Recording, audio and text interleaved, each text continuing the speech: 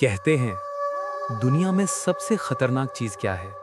अंधेरा, या वो चीज जो अंधेरे में छुपी होती है। और अगर वही चीज आपके घर में हो, आपके अपने कमरे में, आपके अपने बिस्तर के नीचे, तो क्या आप सो पाओगे? ये कहानी है आरव की। 6 साल का एक छोटा सा बच्चा जो पिछले कुछ दिनों से सो नहीं पा रहा था।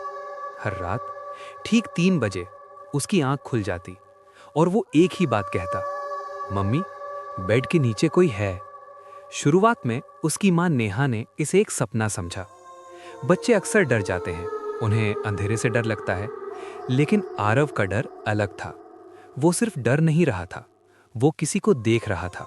पहली रात नेहा ने हल्के से हंसते हुए कहा, कुछ नहीं है बेटा, सो जाओ। उसने बेड के नीचे देखा, वहां कुछ नहीं था। दूसरी रात फिर वही हुआ। आरव कांपते हुए बोला, मम्मी, वो मुझे घूर रहा है। इस बार नेहा थोड़ा सीरियस हुई, लेकिन फिर भी उसने नीचे देखा, खाली। तीसरी, चौथी, पांचवी रात हर बार वही बात, वो नीचे है। अब नेहा को भी अजीब लगने लगा था, लेकिन असली डर अभी शुरू हुआ था। छठी रात जब नेहा आरव को सुला रही थी, तभी उसे लगा जैसे बेड के नीचे कुछ हिला हो। उसने तुरंत नीचे झांक कर देखा, लेकिन वहां कुछ नहीं था। उसने खुद को समझाया, ये बस मेरा वहम है। लेकिन उस रात नेहा को नींद नहीं आई। उसे बार बार लग रहा था कि कोई उसे देख रहा है। अगली सुबह आरव चुप था। वो पहले जैसा नहीं रहा। वो खेलता नहीं था, हंसता नहीं था, बस चुपचाप बैठा रहता और कभी-कभी बेड के नीचे घूरता रहता, जैसे कोई उसे वापस देख रहा हो। उस दिन नेहा ने रोहित को सब बताया। रोहित, आरव का पिता, एक प्रैक्टिकल इंसान।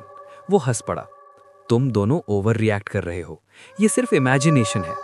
लेकिन नेहा ने कहा, नहीं रोहित, कुछ तो है। उस रात रोहित ने डिसाइड किया, वो खुद चेक करेगा। रात के 3 बजे अचानक आरव चीख पड़ा, पापा, वो फिर आ गया। रोहित तुरंत उठा और गुस्से में बोला, आज देखता हूं कौन है। वो झुका और बेड के नीचे देखा। अंधेरा, खामोशी, कुछ नहीं। वो उठकर बोला, देखा, कुछ नहीं है। लेकिन जैसे ही वो पीछे हटा, आरव जोर से चिल्लाया, वो अभी भी वहीं है। अब रोहित इरिटेट हो गया था, बस करो आरव। लेकिन तभी कमरे में एक अजीब सी आवाज गूंजी, टक टक टक, जैसे कोई धीरे धीरे बेड के नीचे उंगलियां मार रहा हो। तीनों फ्रीज हो गए। नेहा ने धीरे से रोहित का हाथ पकड़ा। आरव रोने लगा, वो बाहर आना चाहता है। अब रोहित भी डर गया था।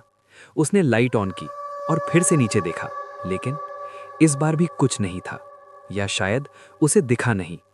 रात बीत गई, लेकिन डर अब घर में बस चुका था। अगले दिन घर में अजीब चीजें होने लगी। खिलौने अपने आप गिर जाते, दरवाजे खुद खुल जाते और कभी-कभी आरव बिना वजह हंसने लगता। एक ऐसी हंसी जो उसकी नहीं थी। नेहा अब टूट चुकी थी।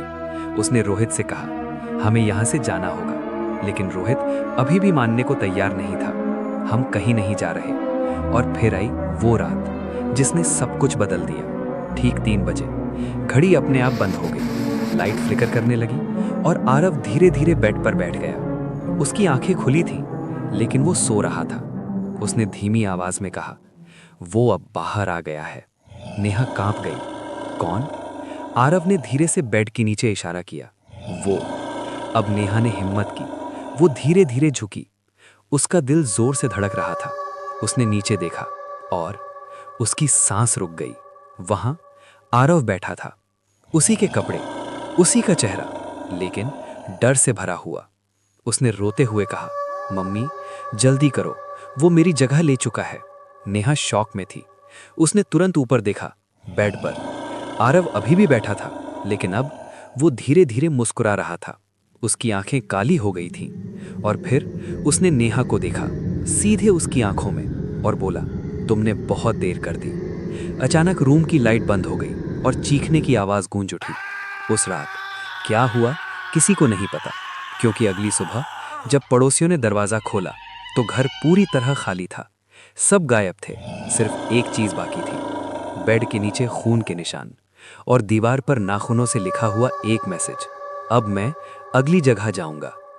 कहते हैं उसके बाद शहर में कई बच्चों ने कंप्लेन की कि रात में कोई उनके बेड के नीचे है और हर बार जब कोई चेक करता है तो वहां कुछ नहीं होता, या शायद कुछ ऐसा होता है जो दिखना नहीं चाहता।